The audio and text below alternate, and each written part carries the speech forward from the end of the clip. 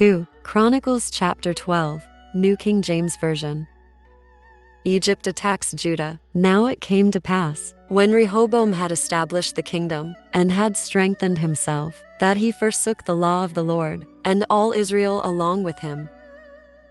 And it happened in the 5th year of King Rehoboam, that Shishak king of Egypt came up against Jerusalem, because they had transgressed against the Lord, with 1,200 chariots, 60,000 horsemen, and people without number, who came with him out of Egypt, the Lubim and the Sukkiim and the Ethiopians. And he took the fortified cities of Judah and came to Jerusalem.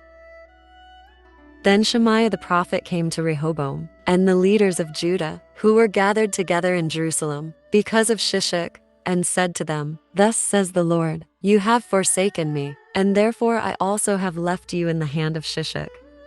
So the leaders of Israel and the king humbled themselves, and they said, The Lord is righteous.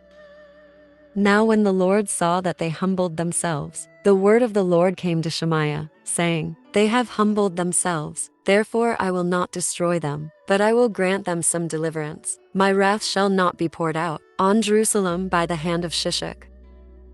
Nevertheless, they will be his servants, that they may distinguish my service from the service of the kingdoms of the nations.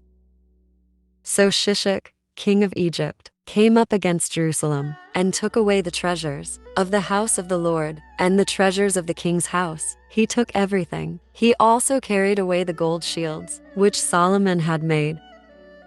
Then King Rehoboam made bronze shields in their place, and committed them to the hands of the captains of the guard, who guarded the doorway of the king's house.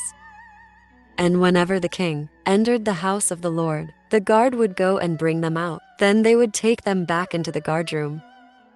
When he humbled himself, the wrath of the Lord turned from him, so as not to destroy him completely, and things also went well in Judah.